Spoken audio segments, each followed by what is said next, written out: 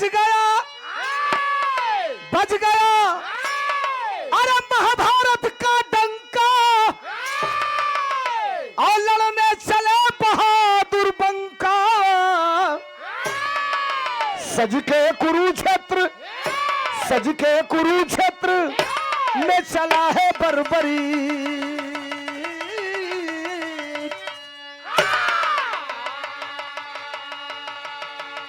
प्रसंग महाभारत के लड़ाई का ऐलान हो चुका था, और महाभारत के लड़ाई के ऐलान के बाद सबसे ज्यादा अगर कोई दुखी था, घबराइएगा मत, इसमें भी जहां मौका मिलेगा आपकी क्वांटिटी को मैं पूरा करूंगा। सबसे ज्यादा कोई दुखी था तो वो कुंती थी। रात को गंधारी के पास जाती है, धृतराष्ट्र के पास जाती है, कहती है रोक दो इस युद्ध को, नहीं तो अपने ही खानदान के लोग मारे जाएंगे। न गंधारी सुनती है न धृतराष्ट्र सुनते हैं, ये हुए जा रही है। तब तक कुंती की कलाई एक औरत पकड़ ली। सुना लोगे भैया, ए नौजवानों, महाभारत को रोका भी जा सकता था, टाला भी जा सकता था।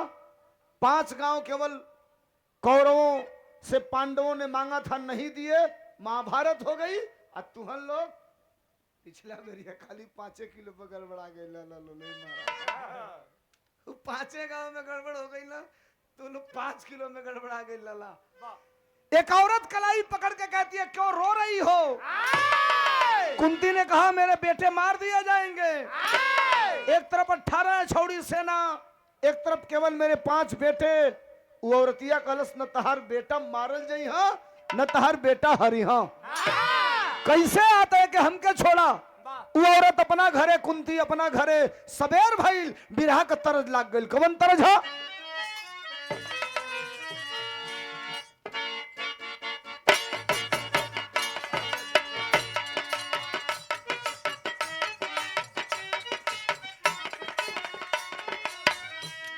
तरज बा मास्टर बजावा तड़न। मेहरारू मरद जाता कमाए तो कुर्ता पकड़ के खींचतिया, मत जा। कलश की ना जाई तई फाउंडेशनवा तुहार कैसे आई? आई जो रगरे लुहेंगा नचोले पे गप दे ललका फेंक देला। का कहल जाला ओके? लिपस्टिक हो। लिपस्टिक ई कहां से किनाई? मेहररुआ कलश जुगाड़ बताओ तनी। का बताउलस? का करे जइबा मरद बा। मेहरारू अपना मरद से कहतिया, का कहलस? का करे जइबा का करे जइबा कमाए बांगलोर पिया।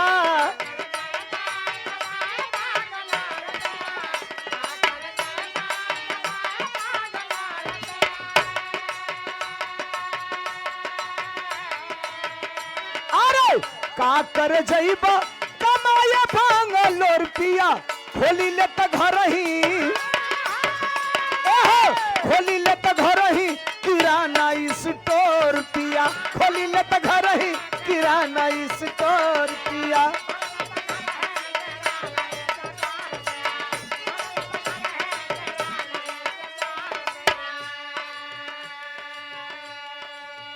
और तनी हई सुना लोग, मेहररुआ जवन कुंती से कहले रहल कि तोर बेटा हरिहा सना आ तोर बेटा मरिहा ना, उस सवेरे अपने 12 साल के बेटा के नहवा धोवा के तैयार करौलस।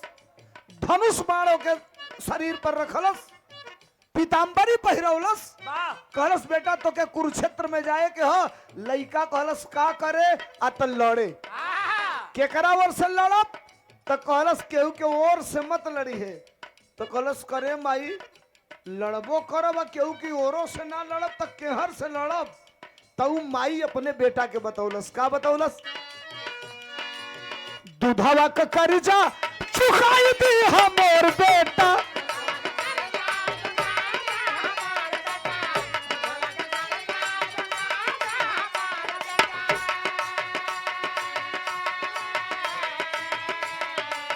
दूधवा का कर्जा चुकाई दी हमर बेटा। हारी जेवो के, अरे हारी जेवो के जिताई दी हमर बेटा।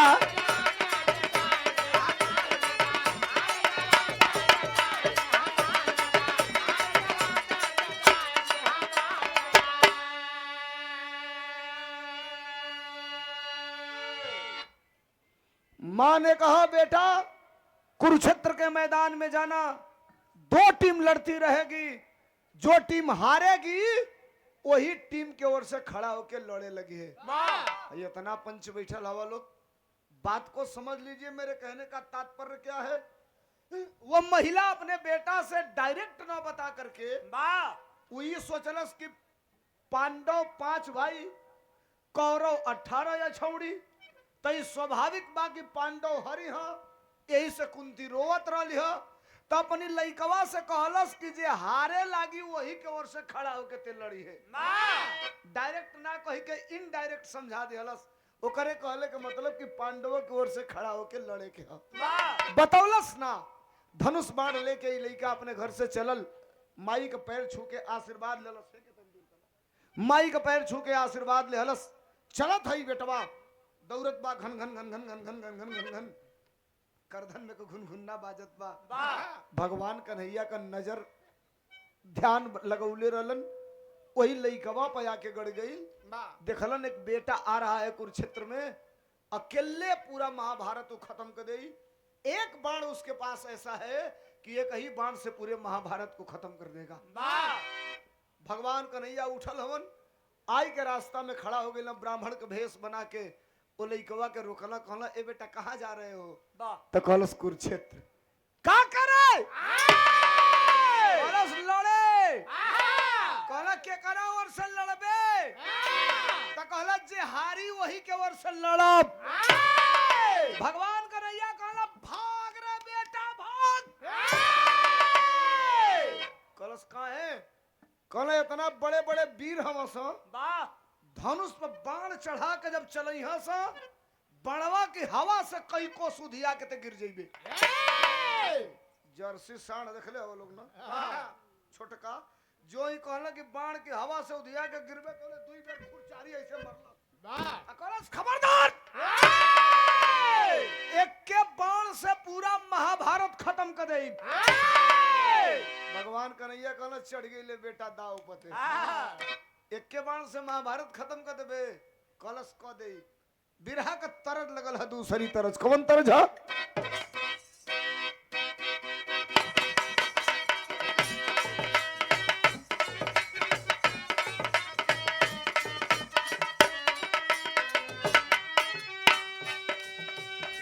गीत मास्टर बजा बतन का करताड़ू रनिया, का करताड़ू रनिया हमके बतावन।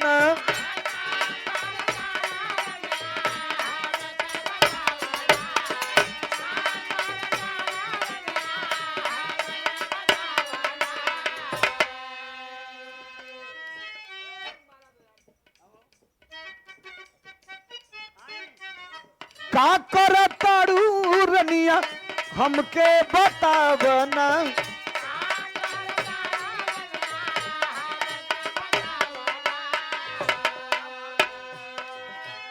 अरे रूपवा से पर्दा तनी, रूपवा से पर्दा तनी रनिया हटावना।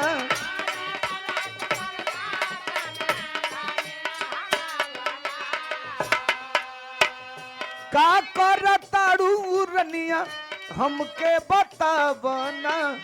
रूपवा से पर्दा तनी रनिया हटावना। तो मेरा रुआ कहलस माथे पर हम बिदिया लगौनी, माथे पर हम बिदिया लगौनी, लिहल रूप सवारी। पलम जी सरक जाता, सजन जी सरक जाता, कमर से स्टोन वाल।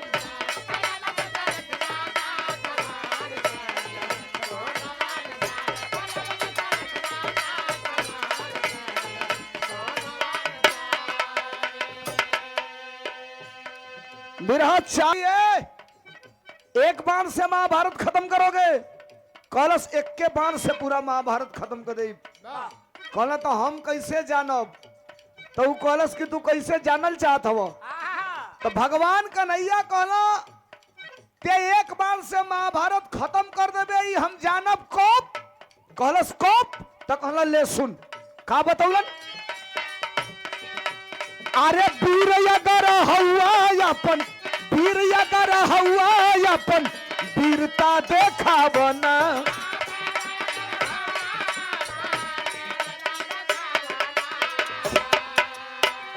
पिपरा का पतई के, पिपरा का पतई के बाण से छेदावना।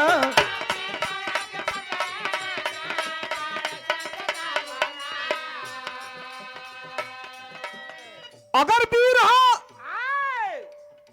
एक बाण से महाभारत खत्म कर दोगे तो जहां खड़ा रहना वही जब पीपर का पेड़ रहे, कहना अगर एक बाण से सगरी पीपरा का पतैया छेद देवे तब हम जानब कि ते एक बाण से महाभारत खत्म कर देवे। इतना बतिया सुनते हुए लइकवा का कैलस, पीछे नजर टिकौलस, तरकस से बाण निकाल के जो ही धनुष पर चढ़ौलस तोले भइल का मास्टर। अरे कहत देर ना धनुष के ऊपर, ना धनुष के ऊपर छेदे पतिया के, अरे छेदे पतिया एक के बाण से कांपे ले कन्हाई।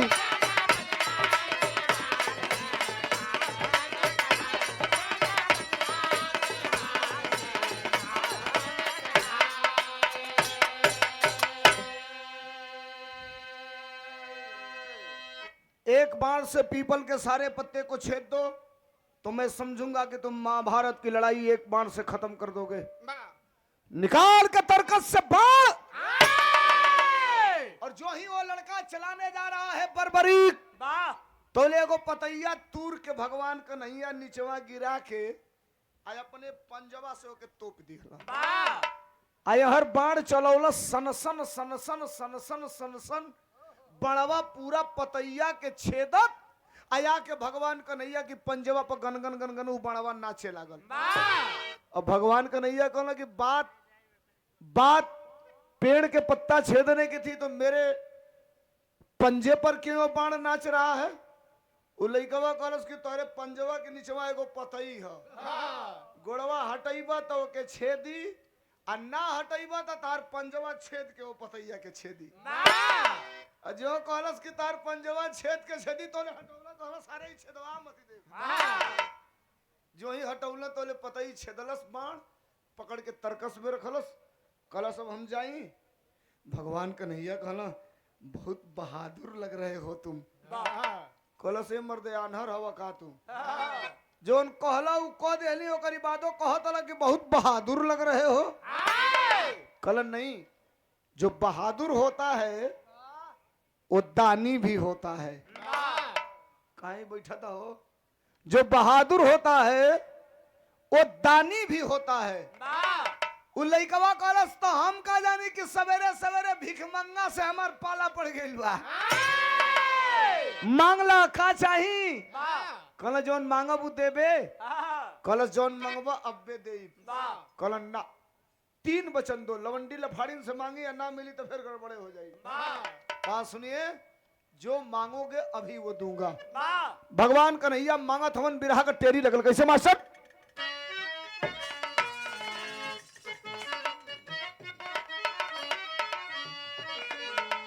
अच्छा मांगे होंगे में कबो कबो बड़ा गड़बड़ हो जाला। एक बार यहींगा जमराज जी का पोथी पतरा मिला गई। जब पोथिया उनका मिलल तो देखला कि एक आदमी अपने अर्दुआई से 1 हफ्ता अधिका जिंदा रह गइल बा। अइला भैंसा पर चढ़ के ओकरी घरे कहला कि चल उठ। कहलस कहाँ? तो कहला कि ते अर्दुआई तोर खत्म हो गइल बा, 1 हफ्ता अधिका जिंदा रह गइल बाले। कहलस कि 1 हफ्ता अपने मन से छोड़ला तो 1 दिन हमारे मन से छोड़ दे, बड़ा इमरजेंसी काम बा। अब भगवान जमराज महाराज कहला कि 1 हफ्ता हमारी मन से छूटल बा, 1 दिन और छोड़ा।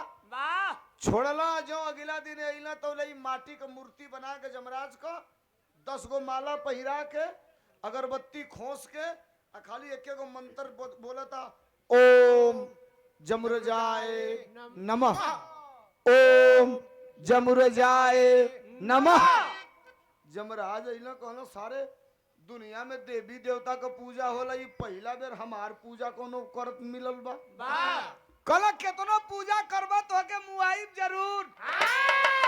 कलश मुआवा चाहे जियावा, ओम जमुर जाए नमः। हाँ, दू घंटा बाद कल कि कुछ मांग ले वरदान, लेकिन ई मत मांगी है कि तोर प्राण हम वापस कर दें। कलश हमको 3 वरदान चाहिए। कल चल तीनों दे, तो कलश ई ना तीनों मांगत जाई या तीनों पूरा होत जा। कल चल इहो मान लेनी कि जौन मंगबे तो पूरा हो जाई। बस जो कहला कि तीनों मंगबे तीनों पूरा होई, तो ले उठल आ उठ के जौन मूर्तियां बना के मलवा पहिरौले रहे वही मूर्ति के मारा था 12-14 लाख फचाक फचाक। जमराज को तो साला नकली भक्त निकल गया, देख रहे हैं तो। अबले ही पूजा करते रहला, अबले मरलस 5-7 लाख। कल वरदानवा मांग। अरे वाह, अब ऐठो तो पूरा लेके आएंगे कान्हे पर गमछा। कल वरदान मंगबे तो कलस पहला वरदान ई दो कि जोने भैंसवा पर तू बैठ के आई लला, वो भैंसवा का दोनों सिंगिया जवन दू और बिया, तो पहला वरदान ई दो कि वो दोनों भैंसवा का दोनों सिंगिया एक्के में सट जा। ई कहले रहला कि जोन मंगबे तो पूरा हो जाई। आ तोले जो कहलस तोले वो भैंसवा का दोनों सिंगिया एक्के में सट गई। जमराज को नहीं सारे मरवाई का यही सिंगिया से देखत नहीं तो इस सिंह सटौले से का मतलब बा एकर। कहला दूसर का मांग, तो कहला दूसर का वरदान ई दा कि तू उड़ के जाके वही सिंहिया पे बैठ जा। अभी कहले रहला जोन मंगबे तो पूरा हो जाई। जमराज उड़ला जाके वही सिंही पे बैठला, एकदम टी पॉइंट पे सिंह है, एकदम मेन पोजीशन पर। आज जब भैंसा की कपारे पर लोट पड़ल तो हेंगा हेंगा जो मुड़ी करे, जितने जितने दाएं बाएं करे उतने सिंह छोट होत जा। अब जितने हिलावे उतने धसत जा भीतर में सिंह छोट हो जा। जब 3 हिस्सा सिंह भीतर घुस गए, जमराज कहला तीसर की मांग। कहला तीसर की ई वरदान दा कि फिर सिंहिया जहां जा रोल ये दोनों और हो जा। तब तो बौसिरे में बैठी गई हुई। कूद के भगल कहना ते सारे यही जरा तो ओइजा ना लिया जाई। ते कहबो करबे तो ना लिया जाई। एजा हमारी पटराई को ले ले, ओइजा कहीं वो लोग पटराई को ले बता और गड़बड़ हो जाई। यही जरा तोरा स्थान है जा। भगवान कन्हैया ब्राह्मण के भेष में हवा, वो नौजवान बर्बरीक पहचान नहीं रहा है। कहला कि 3 वरदान, 3 बार 3 वचन दो, जो मांगोगे वो दूंगा। वो लड़का कहा मांगिए, जो कहोगे वो दूंगा। भगवान कन्हैया वो लइकवा से ब्राह्मण रूपी भेष में मांगत हवन। का मंगलन?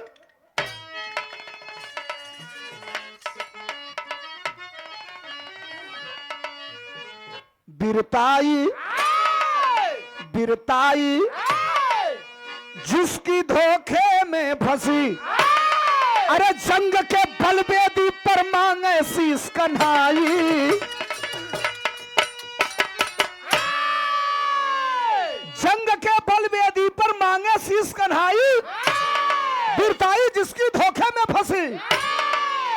कहला अपने हाथे आपन गर्दन काट के हाथ बढ़ौले हैं, हमारे हथेली पर रख दे। अब तो भाई सुना लोगे भैया, इतना लोग हवा लोग केहू गुरु अपने चेला से कहे, चाहे अनजाने आदमी केहू से कहे कि आपन गर्दन काट के हमारे हथेली पर रख दे। जो ही कहना तो ले लइकवा पीछे हटल, आ अपने तरकस की ओर देख के एगो बाण निकाल के धनुष पर चढ़ावे लगल। विराह को अंतिम तरज लगल, जो ही चढ़ावे लगल त्यों भगवान कन्हैया पीछे हटे लगल। कैसे मास्टर?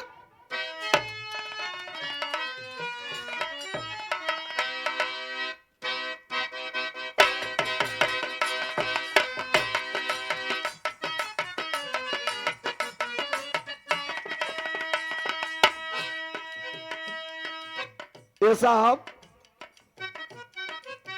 पहले माई बहन गोदना गोदमामा से यही बाही पर नाव लिखाओ, माई काकी का फूल परी देवी, भक्तजोनिया देवी। इनकी इया का नाव रहे भगजुनिया देवी।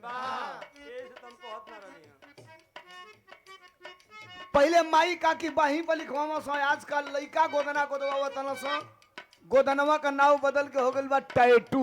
वाह माई बाही पे गोदवा सा ई लइकवा है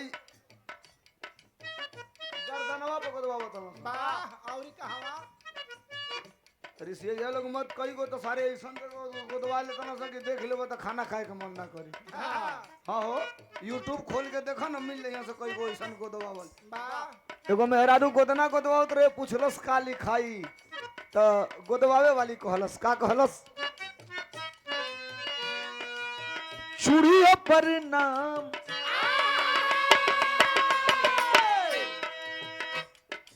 अरे चूड़ियों पर नाम हमारा सड़ियों पर नाम बा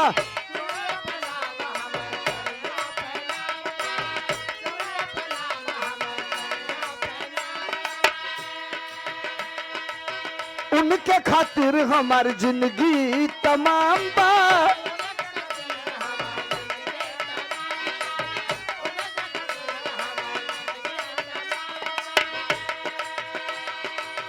चूड़ियों पर नाम हमारा सड़ियों पर नाम बा उनके खातिर हमारी जिंदगी तमाम बा सरधा पूरा ता मोरे मनामा के ओहो सरधा पूरा ता मोरे मनामा के गोदा गोदा खाली भाईन हो गोदा गोदा खाली भाईन गोदा नामा के गोरे हथवा पर नाम सजनवा के गोरे हथवा पर नाम सजन। ए भगवान का नैया कहना आपन गर्दन काट के हमारे हाथ पर दे दे तोले प्रतिक्रिया का भइल मास्टर। इतना कहत धैलस धनुहा पपान हो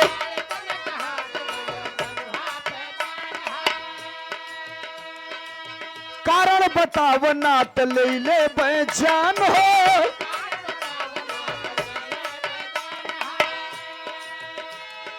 अरे इतना कहत धैलस धनुहा पपान हो कारण बताव ना त ले ले बेजान हो त देखे क्रोध में जब कृष्ण जी ललनमा के देखे क्रोध में जब कृष्ण जी ललनमा के प्रकट हो गई ले तुरंत सभनमा के कहे मारना वीर मोरे जनवा के कहे मारना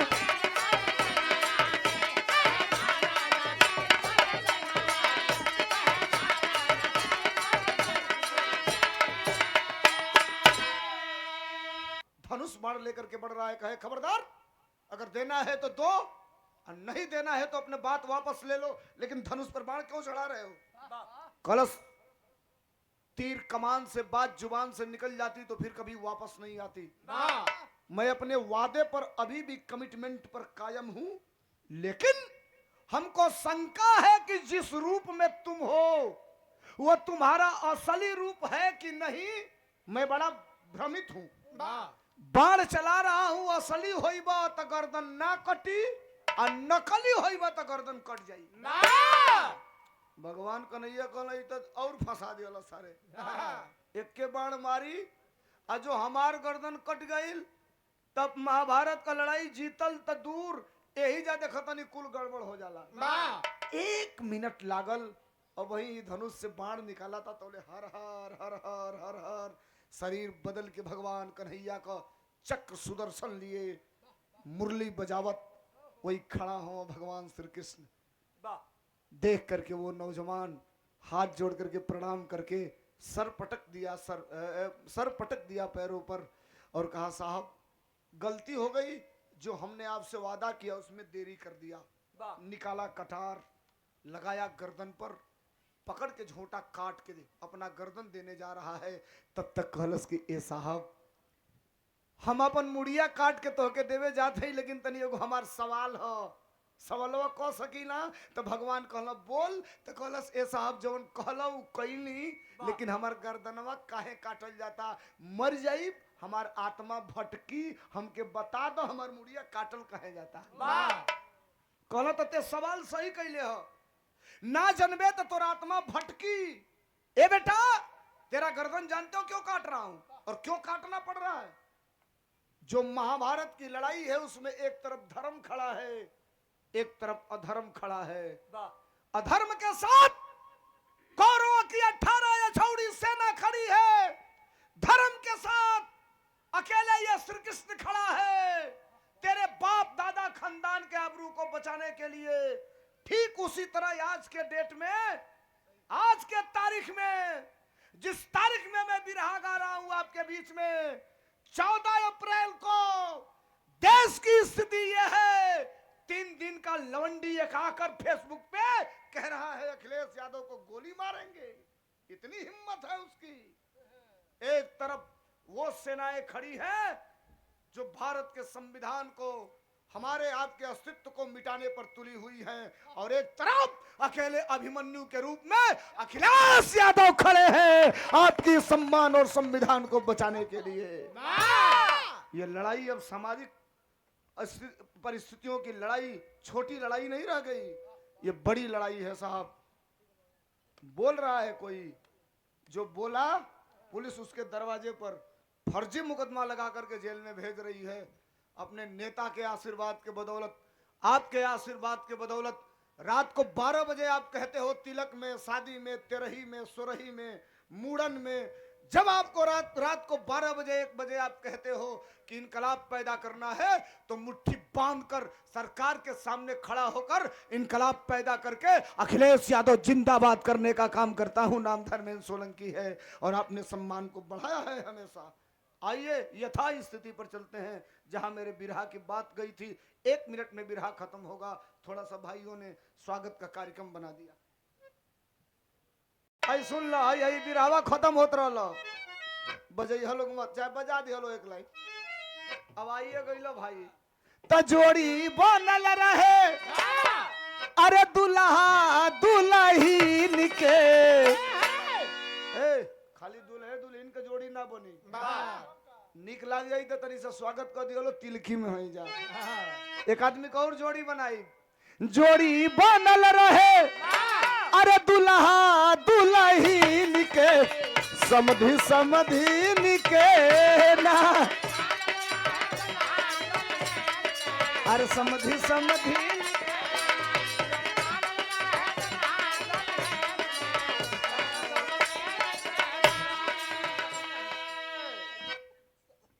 मुलायम नहीं करेंगे आपको।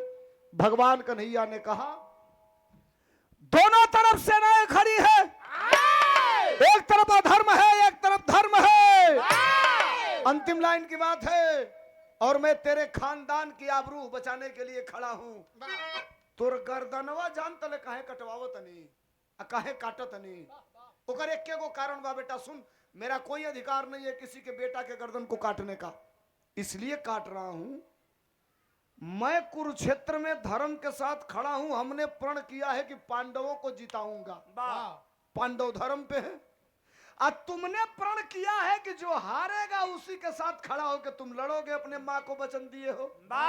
तो मैं पांडव को जिताऊंगा, कौरव को हराऊंगा। अब कौरव हारेंगे तो तुम जो हारेगा उसी के साथ खड़ा होकर लड़ोगे। और तुम्हारे पास एक ऐसा बाण है, अगर एक ही बाण वो तुम चला दोगे तो एक ही बाण से पूरा महाभारत खत्म हो जाएगा। मैं चाहता हूं धर्म को जिताना, और तुम अगर कुरुक्षेत्र में जाओगे तो धर्म हार जाएगा, अधर्म जीत जाएगा। तेरे खानदान को जिताने के लिए, धर्म को जिताने के लिए तेरा गर्दन काटना जरूरी है। 1 मिनट की देरी नहीं किया, खचाक दे गर्दन कटलस। काट के भगवान करे, साहब मत बोला, गर्दन कटलस। काट के भगवान कन्हैया हाथ ऐसे कहले हमन, वही हथेलिया पे ले जाके रख दियालस। भगवान कन्हैया गर्दनवा उठौलन हथवा पर, और करे और तकल तो ने अखिया मलका के 2 ठोप आंसू गिरल। कहल रो काहे रहा है, तो कहलस हमारी इच्छा पूरा ना होई। माई कहले रहे महाभारत में जइह, हमार मन का इच्छा रहा कि महाभारत देखो, अब लागत देख ना पाई। भगवान कन्हैया कहला मैं तुमसे वादा कर रहा हूं कि तुम महाभारत की लड़ाई देखोगे, पूरी महाभारत की लड़ाई। हथवा इसे उठौला, मुड़िया चल गई आसमान में। एजा का बात एजे छोड़ दो। महाभारत की लड़ाई हुई, कौरव हार गए, पांडव जीत गए। महाभारत का लड़ाई को दिन चलल रहे? 5 लोग बोलल खाली। अबे पूछी कि सनी लियोन का लहंगा कौने कलर का बात, 90% लोग बोल दे ब्लू कलर। काका बोलना सही। 18 दिन महाभारत की लड़ाई खत्म हो गई, कौरव हार गए, पांडव जीत गए और अब सब अपने अपने घर चले गए। 2 दिन बाद नींद टूटल ह तो भीम गदा लेके दुआरी पर हैंगा भागत हल। आई गदवा ना रही तो लड़ाइए ना जीतल गल रही, बड़ा मेहनत करे के पड़ल ह। तो ले अर्जुन अइला कहला कैसन फाटत हल? कहला ये मर्दे गदवा से जेकर मरली खपड़ोई खरबूजा नियर फाट के छिटा गई। कहला हम कर्ण के नाम मरले रहती, जेके जेके कन्हैया कहला नाम मरले रहती तो राधा गदा नियर रह गई। आ गई लो पांचों भाई, हम बड़ा तो हम बड़ा। तोले भगवान कन्हैया आइला कहला कैसन चराता लोग? तब का कहलो साहब बड़ा जांगर लागल है लड़ले में, बड़ा दिमाग लागल है तब जीतनी है जा। भगवान कन्हैया कहला कहो अर्जुन, तारा भरम बका के तोहरे चलते ही लड़ैया जीतल गई। अब अर्जुन गरम हो गई, कहला मर्दे हित हवा हिते नियर बतियावो, हम ना जीतनी तो के जीतल? कहला अब देखा बे हम बताई तो तोके दिक्कत होई, एक तोके हम बतावो तनी की लड़ैया के जीतल। अर्जुन ऋषिया के पूछलन बिरहा के अंतिम लाइन में खड़ी में का पूछलन?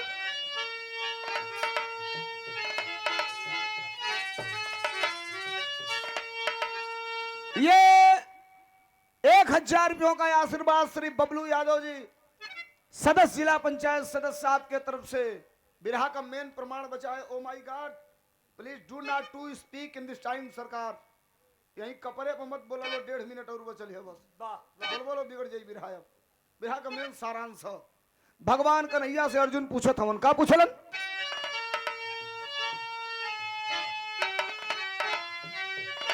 अरे असल विजेता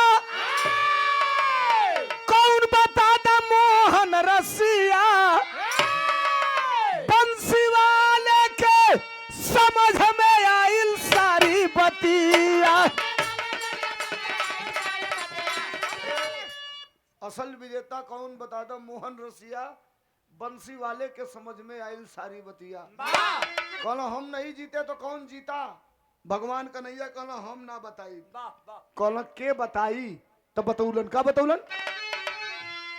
कहला ये कर गवाही दे तुहरे खानदान हो, अरे लेके बरबरी का लग गए भगवान हो।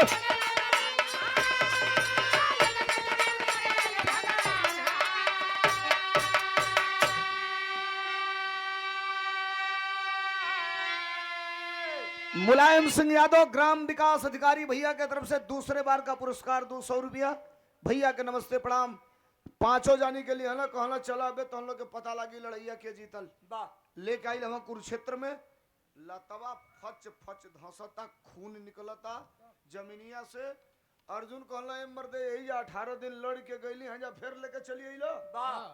कहला लड़े खातिर ना ले अइले हैं, हथवा ऐसे कैलो आसमान से बरबरी कमुड़िया आई के हथवा पर पच दे बैठल है। अर्जुन कहला ई के ह? तो कहला ई तोरे खानदान का लइका ह। कहला एकर मुड़ी कैसे कटल? कहला शुक्र मनावे अर्जुन, एकर मुड़िया कट गई तो तहार मुड़िया कटले से बच गई। कहला के काटल? कहना छोड़ो, ऐसे पूछा ही बताई कि महाभारत का लड़ाई के जीतल। अर्जुन कहला ही मुड़ी कट्टा बताई। भगवान कहला जबान सीधा करिए, दिमाग ठीक रखिए, भाषा पर नियंत्रित करके प्रेम से पूछिए, जो पूछेंगे ये बताएगा। अर्जुन कहला ए लइका रे, हमके देखले हम कितना लोग के मरले रहनी, कुछ बोलते नहीं खे। कहले मर्दे का बोली मुड़ी कटल बा? कहला पूछा ढंग से। कहला ए बेटा ई बताओ महाभारत की लड़ैया में हम कितना कितना लोग के मरली? तब मुड़िया धीरे से बोलल, तू रहला का महाभारत की लड़ैया में?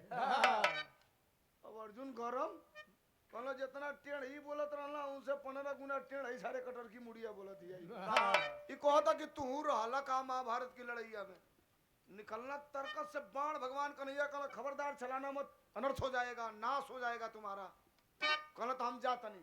पांचों जानी कहल लो चला हो, ये बेइज्जत करा खातिर जब बोलौले रहला। तब भगवान कन्हैया कहला कि बेटा सही बताओ इनसे कि महाभारत का लड़ाई लड़ल के जीतल के? उमुड़िया कहलस ए अर्जुन काहे परेशान वाला, 2 मिनट रुको, हम बताओ तनी कि महाभारत का लड़ाई के जीतल। पांचों भाई खड़ा होकर सुनत आलो वो मुड़िया बतौलस के जीतल मास्टर। कहला कि कोई नहीं मारा, कोई नहीं मारा किसी को रन बीचे। कहला के सगरी महाभारत है कन्हैया हुआ जीते।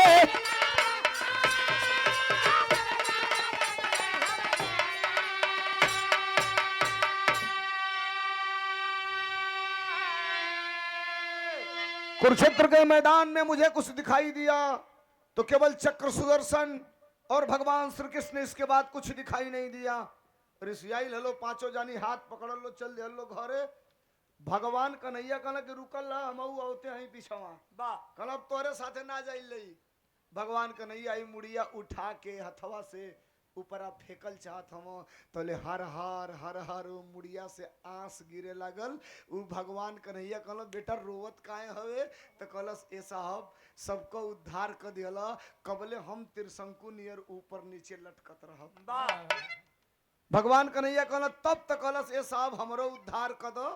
तब भगवान कन्हैया कहल कि चल तोरो उद्धार हो जाई। कहलस कहिया? तो कहल कल युग में। आज के डेट में भी, आज के डेट में जइया हम बिरहवा गावतनी, आजो के डेट में उ मुड़िया हो भगवान कन्हैया के द्वारा ओकर उद्धार भइल हो। कहाँ हो, कैसे हो मास्टर?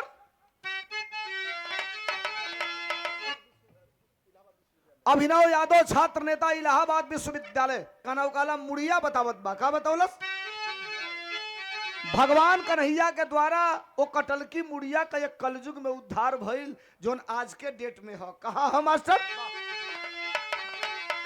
के बचन यापन पूरा, बचन यापन पूरा कैले प्रभु घन श्याम हो। अरे उहे बरबरी कयाजू भइले खाटू श्याम हो।